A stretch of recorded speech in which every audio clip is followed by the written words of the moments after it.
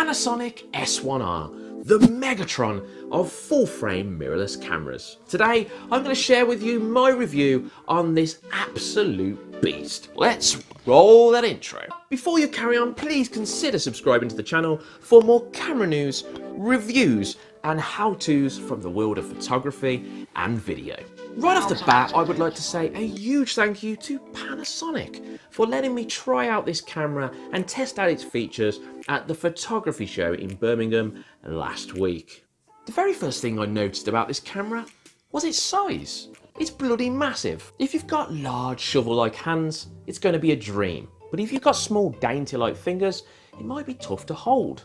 Size-wise, it actually feels more like a DSLR rather than a full-frame mirrorless camera. But it is robust. I mean, this thing feels extremely solid, almost destruction-proof. Anyway, let's start with the outside of the camera, shall we? Toppity down, the S1R has a dial on the left-hand side, allowing you to switch between mode options. To the right-hand side of this, you have an LCD top-down display. Just above the display, you have a focus dial, allowing you to switch between single, continuous and manual focus points. Further right, you have a dedicated white balance button, ISO button and exposure buttons. Ooh, did I say that the LCD display lights up? Above this, you have a rather chunky on-off switch. And if we take a look at the back of the camera, this is where you're greeted with one of the S1R's very impressive features. Panasonic have created the world's highest resolution EVF. That's right, we have a 5.76 million dot OLED display. This produces the kind of quality that you would see on an OVF, but with the added benefit of all the extra features and options you can see when using an electronic viewfinder. To add to this, we also have a 120 frames per second refresh rate. This means you're not going to get the jiggity-jaggedy movement. You're going to get that lovely smooth movement when you're shooting moving subjects with this camera. Down to the 3.2-inch, 2.1 million dot LCD triaxial angle display. This is a clear, bright and sharp display.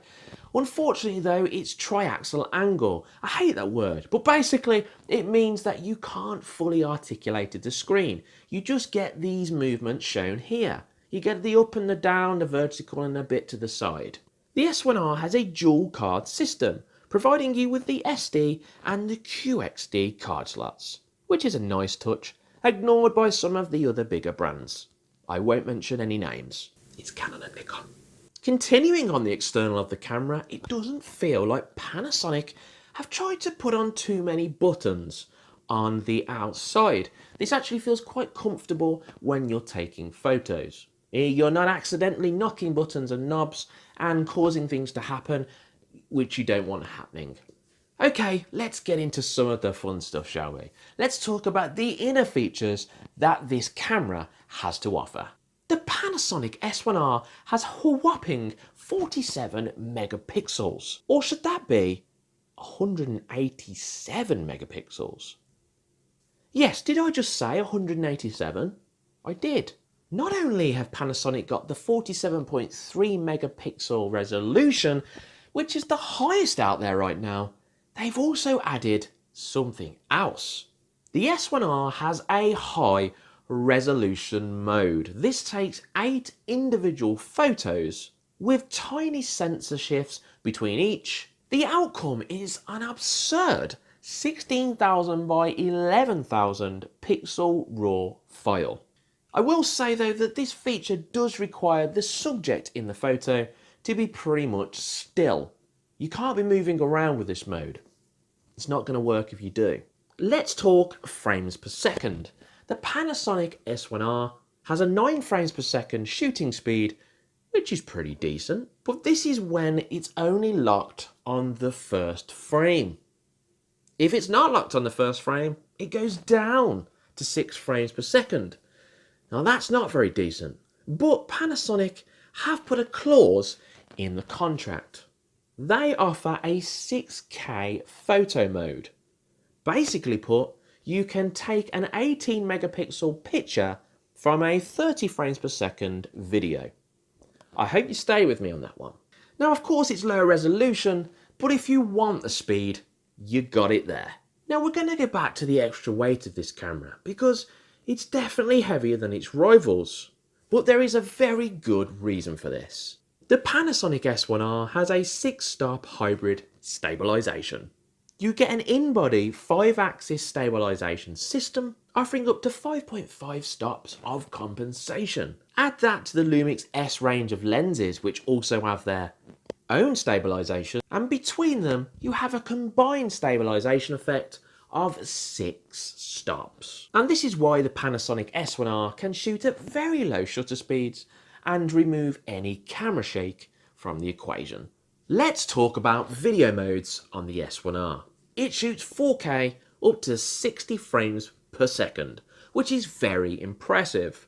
There is a tiny crop with the 60 frames per second though, but it's not really something that you will notice. It shoots 4K 8-bit 420 internally and 422 8-bit externally. It's a real shame that they didn't make that 10-bit, which you actually find on the lower priced S1. Now, this is by no means a video comparison of the two cameras, but if you are a video creator, I'm going to save you guys some time. Just choose the S1. Why would I say such a thing? Well, it's a hell of a lot cheaper.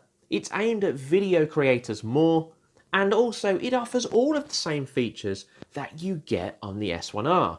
The only thing that's missing is the 60 frames per second at 4K.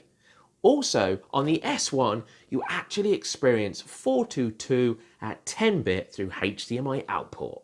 Now, if Panasonic have had a tough time with anything in recent years, it's been the autofocus system. Panasonic have been using a contrast-based autofocus, using depth by defocus. Now, this has not changed. The S1R still has this focus system, which some people which are interested in the camera but don't like the contrast-based autofocus might be a little bit disappointed with. I've got to say though, the S1R's autofocus feels considerably more refined. You get less of that pulsing effect that you experience when using contrast-based autofocus. It can also identify multiple human subjects, and it does this really well. You can also get cats, dogs and birds and trap them, even when their back's turned. Don't know when you'd want to do that, but hey. I got to experience this at the photography show, and it really is impressive. This feature is definitely something which has been added into this camera, and it's a good job because the autofocus system which they use does feel a little bit dated. Let's talk lenses. If you're buying a camera, you're going to want to have a good choice of lenses to add on to it. And this is because, let's face it, lenses make all the difference. Panasonic have announced 3 new lenses, almost the Holy Trinity, but not quite. The Lumix S Pro 50mm f1.4, the Lumix S Pro 70-200mm f4, and the Lumix 24 through to 105mm f4 macro. But 3, it's not a big number when you're thinking of lenses, is it? But don't worry, because Panasonic have very wisely partnered with the likes of Sigma and Leica to produce more lenses for the camera system.